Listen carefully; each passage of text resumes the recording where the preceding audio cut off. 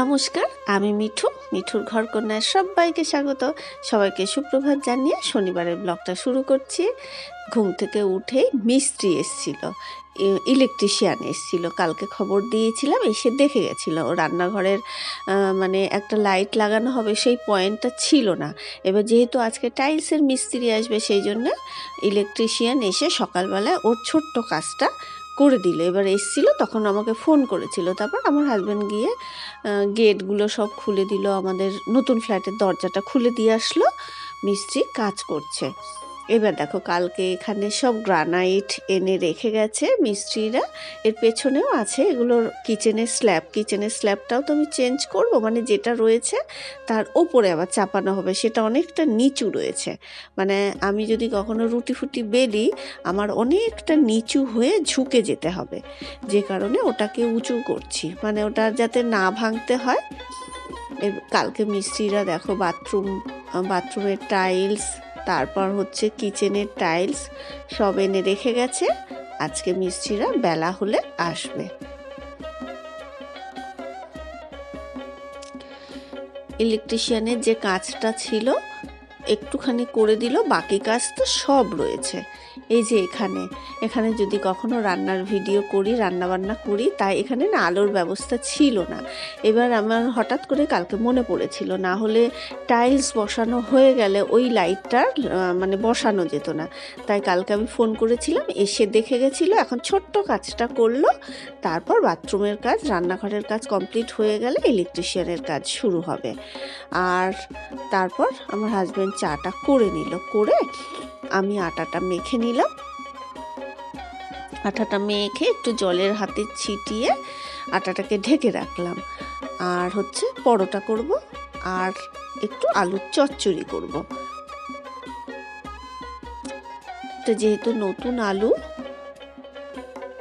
আলুর গায়ে খুব বালি থাকে, ওই জন্যে আলুর বালিগুলো আগে খুব ভালো করে ধুয়ে খোসাটা ছাড়িয়ে নিচ্ছে। আমার নতুন আলু খেতে খুব ভালো লাগে, কিন্তু একটাই সমস্যা হয়, ঠান্ডা হয়ে গেলে বড্ড শক্ত হয়ে যায়। মানে বিশেষ করে নতুন আলু মাংসতে দিলে খুব ভাল লাগে খেতে, কিন্তু যেই ঠান্ডা হয়ে যায় না, তখন আবার শক্ত হয়ে যায়। এবার খোসাগুলো ছাড়িয়ে ছোট ছোট করে কেটে নিচ্ছি। প্রথমে ভেবেছিলাম একটু মরিচ আলু করব। আমার মরিচ আলুও খুব ভালো লাগে, জানো তো। আমরা ছোটোবেলায় কোনো দিন খাইনি, মানে আমাদের ছোটোবেলায় আমার মামার বাড়িতে বলো, আমাদের বাড়িতে বলো, এই মরিচ আলুটা জিনিসটা কোনো দিন নামই শুনিনি। আমি অনেক পরে তাই নাম শুনেছি। কার কাছে যে খেয়েছিলাম ফার্স্ট আমি জানিও না, ওটা ঘি দিয়ে করতে হয়, কিন্তু আমার এত ভালো লেগেছিল। কার বাড়িতে যে খেয়েছিলাম, কোনো বান্ধবীর বাড়ি বোধহয়, আমার ঠিক মনে পড়ছে না জিনিসটা, কিন্তু আমার খুব ভালো লেগেছিল মরিচ আলু। ওই জন্য তারপর থেকে করি, মানে কোনো হলুদ না, কিছু না, কিন্তু ভালো লাগে খেতে। তারপরে ভাবলাম কি না, পরোটার সঙ্গে না এই নতুন আলু তো, এগুলো একটু ঝোলে চুবিয়ে চুবিয়ে খাবো। সত্যি বলছি, ওটা খুব ভালো লাগে। মরিচ আলুটা কী হয়, একটু শুকনো হয়, আর মানে আলুর চচ্চড়ি একটু বেশ ঝোলটা চুবিয়ে চুবিয়ে খাবো, রুটিই বলো, লুচিই বলো, পরোটাই বলো, বেশি ভালো লাগে। এরপর সাদা আলুর চচ্চড়ি করছি। 5 ফোঁটা শুকনো লঙ্কা ফোড়ন দিয়ে আলুটা দিলাম, দিয়ে খানিকটা নুন দিয়ে ভাজলাম, বেশ খানিকক্ষণ ভাজলাম। ভেজে তারপর জলটা ঢেলে দিলাম, দিয়ে 2টো কাঁচা লঙ্কা চিড়ে দিয়ে দিলাম। আর শুকনো লঙ্কা তো ফোড়নে দিয়েইছিলাম, ব্যাস আর কিচ্ছু না। এর মধ্যে তো আর না টমেটো, ধনেপাতা, পেঁয়াজ, কিচ্ছু না। আমরা যদিও পেঁয়াজটা খুব কমই দিই এরকম তরকারিতে। দেখো, খানিকক্ষণ ঢেকে রাখলে বেশ ঝোল ঝোল থাকবে, আর আলুটা গলা গলা হবে। মানে ওই ঝোলটা না, মানে আমাদের বাড়িতে আমার ঘরে সবাই খুব ভালো খায়, ছেলে খায়, ওর বাবা খায়। আলুটা গলে গলে যাবে, অথচ ঝোল থাকবে, একটু ঝোলে চুবিয়ে চুবিয়ে খেতে বেশ ভালো লাগে। তা ভাবলাম একটু পরোটাই করে নিই। এবার এই যে অল্প, খুব বেশি না, মাঝখানে যদি একটুখানি করে এরকম ঘি দিয়ে না, চামচের পেছন দিয়ে মাখিয়ে একটুখানি করে আটা ছড়িয়ে তারপর ভাঁজ করে দাও, হাফ সার্কেল হয়ে গেল। এবার আবার ওই দিকটাতেও একটুখানি ঘি, খুব বেশি না, এই যে পরতে পরতে আর কি ঘিটা থাকবে। যখন তুমি ভাজবে, এগুলো খুলে খুলে আসবে, আর মাঝখানে ঘিয়ের গন্ধ পাবে, ওহ যা দারুণ! ভাবলেই জিভে জল চলে আসবে। দেখো, মাঝে সাঝে একটু ভালো মন্দ খেতেই হয় না। যদিও আমরা ভাজাভুজি বাইরের জিনিস খাই না, কিন্তু ঘরের খাবার তো একটু মাঝে সাঝে ভালো খেতে ভালোই লাগে। তা এরকম অল্প অল্প ঘি দিয়ে ভেতরে মানে 3 কোনা পরোটা বেলে নিচ্ছি, আর ভাজবো সাদা তেল দিয়ে, সফলা যেটা আমি ব্যবহার করি সেই তেল দিয়ে ভাজবো, কিন্তু ভেতরে আজকে একটুখানি ঘি দিচ্ছি ইচ্ছা হলো। দেখো খুব সামান্য, কিন্তু এইটুকু ঘি পুরো হয়ে যাবে। যখন এটা ভাজবে এটা তো ভেতরে মেল্ট হয়ে যাবে, মানে পরতে পরতে খুলে আসবে। এই পরোটাটা আমার করতে খুব ভালো লাগে। আমি অনেকবার বলেছি এটা আমার শাশুড়ি মায়ের কাছে শেখা। আমার মাও 3 কোনা পরোটা করতো, কিন্তু 3 কোনা পরোটার ভিতরে কোনোদিন তেলের লেয়ারটা দেয়নি, মানে মাও কোনোদিন দেখেনি, জানে না, আমিও যেমন জানতাম না। তারপর অ্যাকচুয়ালি এটা নন বেঙ্গলিরা করে। আমার শাশুড়ি যেহেতু শ্বশুরমশাই আর্মিতে ছিলেন, শাশুড়ি মা তো বাইরেই থাকতেন, নন বেঙ্গলিদের কাছাকাছি থাকতেন, এবার নন বেঙ্গলিদের থেকে অনেক কিছু শিখেছেন, যে কারণে এটাও নন বেঙ্গলিদেরই মানে এইভাবেই পরোটা বানায়। না হলে আমাদের ছোটোবেলায় কিন্তু আমাদের যাকে মানে যাদেরকে দেখেছি এরকম 3 কোনা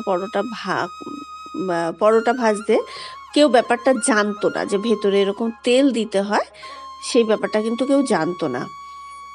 তারপর পরোটাগুলো বেলে আগে ওর বাবাকে 2টো দিয়ে দিচ্ছি। বেচারা বলি না বসে থাকে, মানে কিছু বলবে না, ঘুরঘুর করবে ঘরের মধ্যে, মানে খিদে পেয়ে যায় তাড়াতাড়ি। রোজ খাওয়া অভ্যাস তো 8:30টার মধ্যে, ওই জন্যে বলি না যে আমার একটা মাথার উপর যেন চাপ থাকে। আর ওই যে 2-3 দিন তো আমি বড় ভিডিও করিনি, ছোট ছোট মিনি ব্লগগুলো দিয়েছি, আর কয়েকটা কি করতাম রান্নার ভিডিও করছি শর্টস।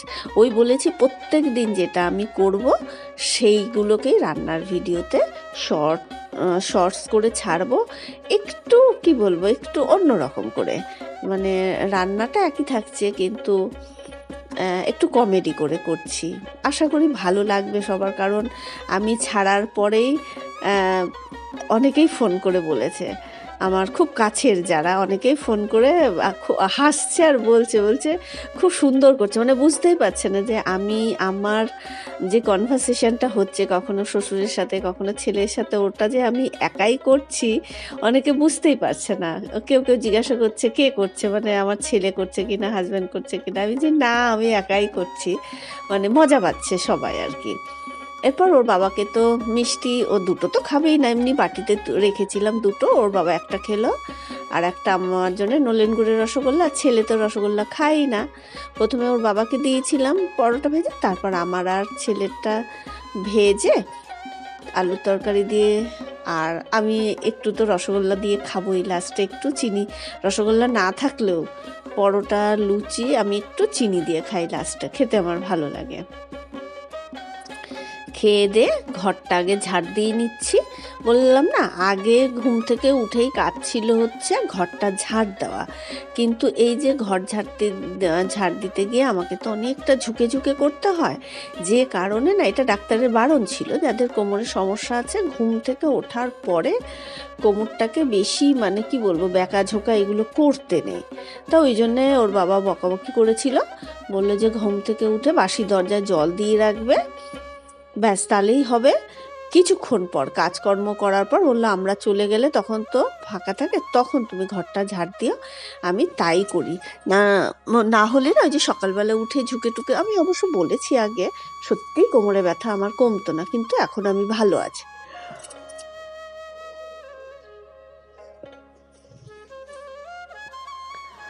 আজকে আর ঘরটা মুছবো না, ঘরটাকে ঝাড় দিয়ে রাখছি,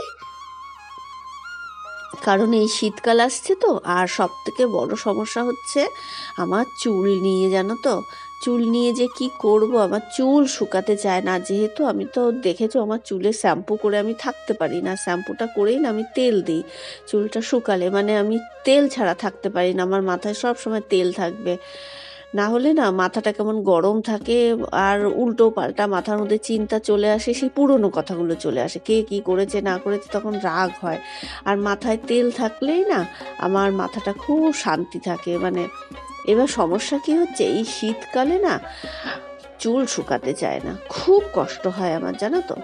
এরপর ঝাড় দিতে দিতেই নোংরার গাড়ি এসেছিল, নোংরাটা ফেলে নোংরার বালতিটা ধুয়ে নতুন একটা যে কালো গার্বেজ প্যাকেটগুলো আমি কিনে রাখি সেগুলো বালতির মধ্যে ভরে রেখে দিলাম। তারপর আসলো সবজিওয়ালা। এরপর সবজিওয়ালার কাছ থেকে নিলাম বিট, নিলাম বেগুন, নিলাম আলু, নিলাম নতুন আলু কম হয়ে এসেছিলো, পালং শাক, মটরশুঁটি, ধনে পাতা, কাঁচা লঙ্কা ছিল না, অনেকটা ধনে পাতা নিয়েছি, দেশি ধনে পাতা। এটাকে বাটবো। ও শনি রবিবার হলে বলি না, ওর বাবা থাকলে আমি ধনেপাতা করি, কারণ ওর বাবা খুব ভালো খায়। পালং শাক আছে, আজকে দেখা যাক কি কি করি। আর নিলাম হচ্ছে এই দেখো নলেন গুড়, এই বছরের প্রথম। এটা রুটি দিয়ে যা ভালো লাগে না, রুটি দিয়ে, সরু চাকলি পিঠে দিয়ে, যদিও কাঁচি পোড়া বা কাস্তে পোড়া পিঠে আমার ভালো লাগে না, আমার ভালো লাগে সরু চাকলি পিঠে আর রুটি দিয়ে। এই গুড়টা নিল হচ্ছে তোমার 250 গ্রাম, 300 টাকা করে নিল। 250 গ্রাম হচ্ছে 75 টাকা। ওই যে সবজি নিই যে কাকুর কাছ থেকে, সেই কাকুর কাছ থেকে নিলাম। মানে ভুলে গেছিলো, দৌড়ে গেছিলাম তো, তখন ফোনটা চার্জে বসানো ছিল, একদম চার্জ কমে এসেছিলো, ফোনটা তো পুরনো হয়ে গেছিলো, চার্জও বেশিক্ষণ থাকে না, ফোনের কথাটা আর মনে ছিল না, নাহলে দেখাতাম। পাটালি ছিল, গুড় ছিল বড় একটা, উনি আগে মাঝদিয়া থেকে আনতেন গুড়টা কাকু। তো এখন কোন একটা জায়গা যেন বললো, ভুলে গেছি নামটা, একটা অদ্ভুত নাম বললো, সেখান থেকে গিয়ে গুড়টা নিয়ে আসে। আমার না এখন খুব আফসোস হয়, জানো তো। তোমাদের যদি আমি 30, 32, 35 বছর আগে, 35 না, 30, 32 বছর আগে তোমাদেরকে আমি নিয়ে যেতে পারতাম টাইম মেশিনে চড়িয়ে, তোমাদের কত কিছু দেখাতাম, কত কিছু দেখাতাম। খুব আফসোস হয়। আমার দিদা মুড়ি ভাজতো, তোমাদের সেই মুড়ি ভাজাটা দেখাতাম। আমরা কাঁসার বাটি নিয়ে বসে থাকতাম, দিদা মুড়ি ভাজতো মাটির উনুনে, আমি বসে বসে গরম গরম মুড়ি খাবো, কাঁসার বাটি নিয়ে বসে থাকতাম। দিদা খই ভাজতো, কাঁসার বাটি নিয়ে বসে থাকতাম। দাদু গুড় জাল দিত এই খেজুরের রস থেকে, আমরা বসে থাকতাম। কাঁঠাল পাতা ছিঁড়ে ছিঁড়ে দাদু চিট গুড় বানিয়ে দিত, গুড় আমাদের চাকতে দিত, পাটালি খেতে দিত রোদ্দুরের মধ্যে, শীতকালে আমরা বসে থাকতাম ভাই বোনেরা। তা আমার না এখন আফসোস হয়, তোমাদের যদি ওই জিনিসটা আমি দেখাতে পারতাম। তারপর আরও কত স্মৃতি, ছোটোবেলায় কত আনন্দ করেছি, আমার ওইটাই খুব মিস করি আর কি। এরপর দেখো ওই ডাস্টিং করতে গিয়ে খাটের কোনায় লাগলো গুঁতো। এবার যখনই না গুঁতো লাগে, এই কেড়ে আঙুলটাতেই খাই আমি, একদম সোজা হয়ে যায়, মানে একদম মানে বেঁকে আর কি সোজা হয়ে থাকবে। এবার সেটাকে না কি করতে হয় বলো তো, হাড়ে হাড় উঠে যায়, তোমরা হয়তো হাসবে, সত্যি কথা, মানে সোজা হয়ে যাবে সেটার। এবার ওটাকে আস্তে আস্তে আস্তে আস্তে টানতে হয়, তখন প্রচণ্ড ব্যথা করে, এই টানতে টানতে কট করে একটা আওয়াজ হয়, মানে সেট হয়ে গেল। এরকম যে আমি কত খাই কাজকর্ম করতে গিয়ে, এই ঘরের খাটেই খেলাম, তারপর খুঁড়িয়ে খুঁড়িয়ে গিয়ে আর কি আঙুলটাকে সোজা করলাম, যদিও পা দেখাতে নেই, কেউ কিছু মনে করো না প্লিজ, আমি আঙুলটা দেখানোর জন্যই করলাম আর কি। এরকম কত হয়, গুঁতো খাচ্ছি আর ওই কেড়ে আঙুলেই খাই আমি। তারপরে ওটাকে ওই টানতে হয় আস্তে আস্তে করে, তখন না মানে যা যন্ত্রণা হয়, তা অভ্যাস হয়ে গেছে তো, ওই দাঁতে দাঁত চেপে করি, তখন ঠাক করে একটা আওয়াজ হয়। তারপর সব ঘরগুলোকে ডাস্টিং করে নিচ্ছি। আমার ভেতরে কটা পড়ে আছে জানো তো, যে কারণে অনেক মোটা মনে হচ্ছে না, অনেকে হয়তো ভাবতে পারো যে আমি এই 3 দিনে বোধহয় এতটা মোটা হয়ে গেছি, না, ওর নিচে অনেকগুলো আছে। আমি বললাম না, পুরো শীতকালটা আমাকে তোমরা এরকম কাবুলিওয়ালাদের মতন ঝুলমুল ঝুলমুল সব পুরনো, এখনও ছোটোর উপরে বড়, বড়োর উপরে ছোট, এরকম পড়তে দেখবে, কখন যে কোনটা পরবো, কোনটা মানে হয়তো অনেকটা বড় তার উপরে একটা ছোট পরলাম জামা আর কি। তা যাই হোক, আমি ওই সবে কিছু মনে করি না। এরপর আজকে খিচুড়ি করব। প্রথমে ভাবছিলাম ভাত করলেই তো সেই ডাল, আর পনিরও আনা নেই, এই শীতকালে না মানে ঘর থেকে বেরোতেও কেমন লাগে, আর ওর বাবাও যাচ্ছে না বলে আর বলতে পারছি না, তা ভাবলাম খিচুড়িই করি। আর হচ্ছে ওই বড় গামলাটা পারলাম, পেরে খিচুড়িটা তো বসিয়ে দিলাম, গোবিন্দভোগ চাল আর সোনামুগ ডাল দিয়ে। বাঁ দিকে খিচুড়িটা হচ্ছে, আর ডান দিকে প্রেশার কুকারে আমি বাঁধাকপিটা বড় বড় করে কেটে একটু প্রেশারে দিয়ে দিলাম, দিয়ে একটু সিটি দিয়ে নেব। আমার বাঁধাকপি না ঝিরি হয় না, মানে খুব ইচ্ছা করে একদম সুতোর মতন ঝিরি করে কাটবো, সেটা না আমি পারি না। আমরা যে ফ্ল্যাটটা কিনলাম ওই ফ্ল্যাটে এক মাসিমা থাকতেন সবার প্রথমে, মানে আমরা যখন এসছি, আমি তো প্রথম এসছি ফ্ল্যাটে, আর হচ্ছে ওই মাসিমার বাড়ি আর কি প্রমোটার নিয়েছেন, প্রমোটার ও মাসিমার বাড়িটা কিনেছেন, কিনে তখন আর কি ফ্ল্যাট হচ্ছিল, মানে যতদিন ফ্ল্যাট না হচ্ছে মাসিমাকে তো কোথাও থাকতে দিতে হবে, তা মাসিমা ওখানে ছিলেন। খুব ভালো, জানেন আমাকে এত ভালোবাসতেন। আর রত্নাদির মা তো আলাদা মাসিমা, উনি ফার্স্ট ফ্লোরে থাকতেন, আর এই মাসিমা হচ্ছে নিচে থাকতেন, উনি স্কুল টিচার ছিলেন, একা আর কি উনি। তা আমাকে এত ভালোবাসতেন, ওই মাসিমা একদিন বাঁধাকপি করে খাইয়েছিলেন আমাকে। আমি একদিন যাব, তোমাদের ওই মাসিমাকে দেখাবো, খুব ভালো, খুব, বলছি না আমার জীবনে আমি আঘাত পেয়েছি বা আমাকে পছন্দ করে না খুব কম মানুষ, আমার তাদের জন্য একটুও দুঃখ হয় না, কিন্তু আমি অনেক ভালো মানুষ পেয়েছি যারা আমাকে নিঃস্বার্থভাবে ভালোবেসেছে। আর আমি এমন একটা মানুষ, জানো তো, আমাকে যদি কেউ একটুখানি ভালোবাসে, কেউ একটু ভালো ব্যবহার করে, তার জন্যে আমি জীবন হয়তো দেব না, কিন্তু জীবন দেওয়ার আগ অবধি আমি দিয়ে দেবো, আমি এরকমই একটা মানুষ।